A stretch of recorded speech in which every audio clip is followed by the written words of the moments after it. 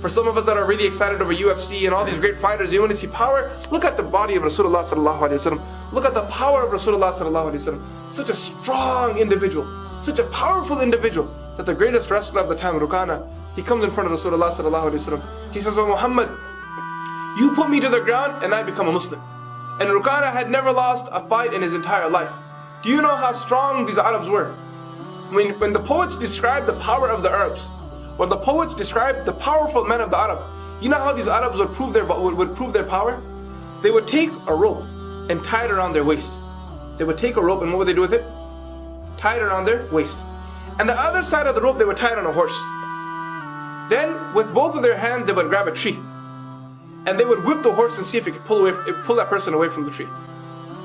Can you imagine that? They would whip the horse then and say, "What? Let me see if you can pull me away from the tree." And he would be holding to the tree like this. These men were rock solid. These men were true strong men. You can't even imagine that. A lot of those Arabs, how would people describe them? For example, Umar ibn al-Khattab radiallahu anhu. Those who describe the physical feature of Umar ibn al-Khattab radiallahu anhu, how do they describe him?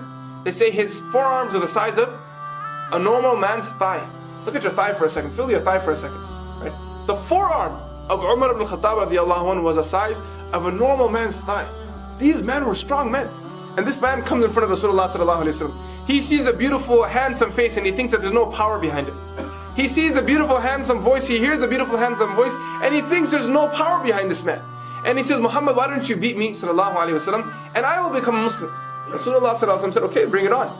Rasulullah sallallahu alaihi wasallam didn't check it out. He said, "What did he say? Come on, let's go. Right now, on the spot. Let's go right now." And the person came to Rasulullah sallallahu alaihi wasallam. Rukana came, and Rasulullah sallallahu alaihi wasallam, what did he do to him? He picked him up and put him on the ground. He put him down. He stood up again. He goes, "No, I slipped there." And he made up some excuse, right? Because he couldn't believe it that Rasulullah sallallahu alaihi wasallam just put him down. He said, "Again." And he comes to Rasulullah sallallahu alaihi wasallam a second time. And what does Rasulullah sallallahu alaihi wasallam do a second time? He picks him up again and put him on the ground again. He can't stand in front of Rasulullah sallallahu alaihi wasallam.